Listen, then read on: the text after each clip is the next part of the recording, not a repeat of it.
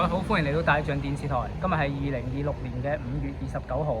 咁呢度係南區啊。咁就大家見到呢個地方泊滿晒船啦。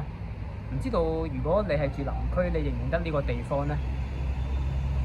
咁其實有冇諗過你哋都會去學下揸遊艇啊咁樣？咁我相信觀眾當中咧都好多人識揸車嘅，但唔知道如果揸車同揸船俾你揀，你會揀邊一樣呢？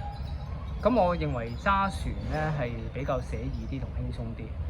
譬如喺香港揸車咧，就會成日有塞車啊，同埋你面對住一個石屎森林咧，咁都係比較個人比較緊張。但係你如果揸船咧，喺個海度，你會覺得好地方好廣闊啊，個人亦都會係更加之寫意啦。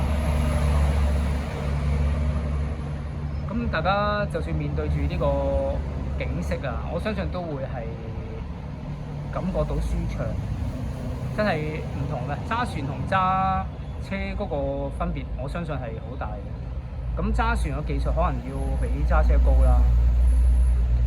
咁如果大家有興趣都可以嚟南區玩下啦，可以去遊歷下。其實南區呢個地方呢，我感覺到呢度啲人係比較寫意啲同輕鬆啲。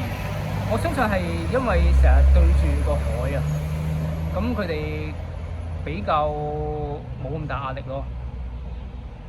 咁我都希望香港人都唔好太大壓力，因為大家都知道香港近日都有好多唔開心嘅事發生咗啦，咁失去咗好多嘅嘢。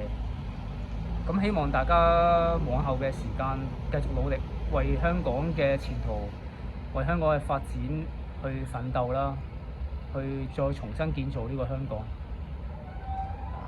咁今日講到呢度先，多謝大家。